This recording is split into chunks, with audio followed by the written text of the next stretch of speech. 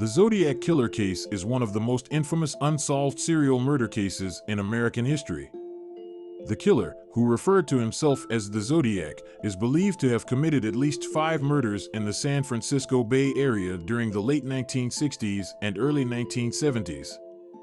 The case has never been solved, and the identity of the killer remains unknown to this day.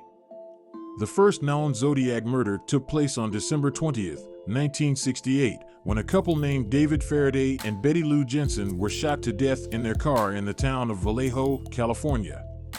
The murders continued with the killing of a cab driver named Paul Stine on October 11, 1969, in San Francisco. The Zodiac sent letters to the media claiming responsibility for the murders and taunting the police with clues and puzzles. The Zodiac claimed to have committed 37 murders, but only 5 are confirmed.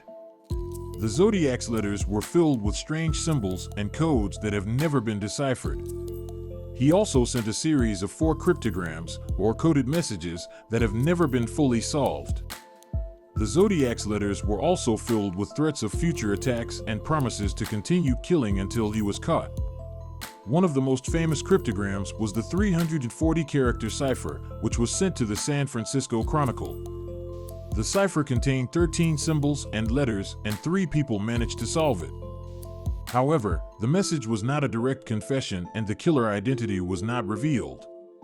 The case was initially investigated by the Vallejo Police Department and the Napa County Sheriff's Office, but eventually, the San Francisco Police Department and the FBI became involved in the investigation.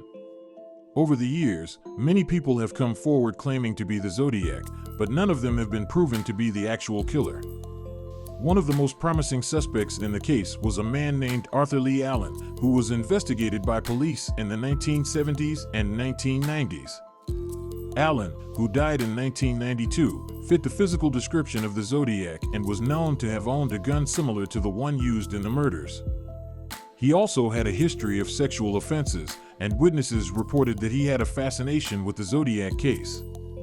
However, despite an extensive investigation, police were never able to gather enough evidence to charge Allen with the crimes.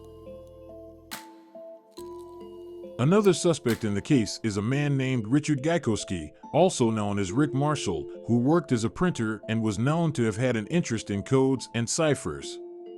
Gaikowski, who died in 1993, was identified as a suspect by a former co-worker, but no evidence linking him to the murders was ever found.